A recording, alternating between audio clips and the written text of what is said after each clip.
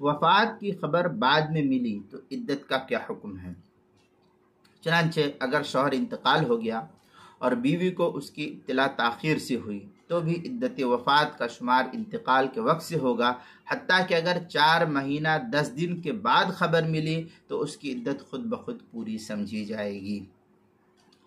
चनांचे अगर किसी औरत का शौहर, समझ लीजिए कि दिसंबर में उसके शौहर का इंतकाल हुआ था, लेकिन कोई तार नहीं, कोई फ़ोन नहीं, कोई राब्ता नहीं, कुछ नहीं हुआ। अब उस औरत को जनवरी का महीना गुजर गया, फरवरी का, मार्च का, अप्रैल का महीना गुजर गया। अब अप्रैल के आखिर में मालूम हुआ, अभी समझिए कि 2 दिन या 1 दिन बाकी है इद्दत में, तो अब ये 2-1 दिन पूरी हो जाएगी तो उसकी इद्दत ख़त्म हो जाएगी। इद्दत का शुमार उसी वक्त से होगा जिस दिन उसका शौहर इंतकाल किया है।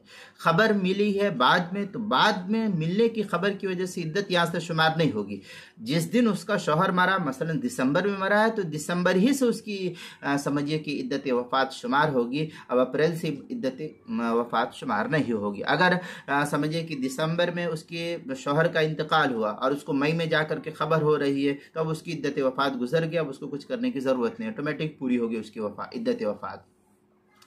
दर मुख्तार में है वतन कज़िल इद्दा व इन जहलतिल मरा बिहिमा लिअन्नहा अजल फला यश्तरतुल इल्म बिमज़ीयिही। ये दर मुख्तार मा शामिया किताबुत तलाक बाबुल इद्दा मतलब फ़ी वतिल मुअतद्दती बिशुबहा जिल्द नंबर 5 सफ़ा नंबर 202 जो ज़करिया बुक डिपो देवबंद का हिंदी नुस्खा, उसके अंदर अल बहर राइक चौथी जिल्द सफ़ा 144 जो कराची का छपा हुआ नुस्खा है।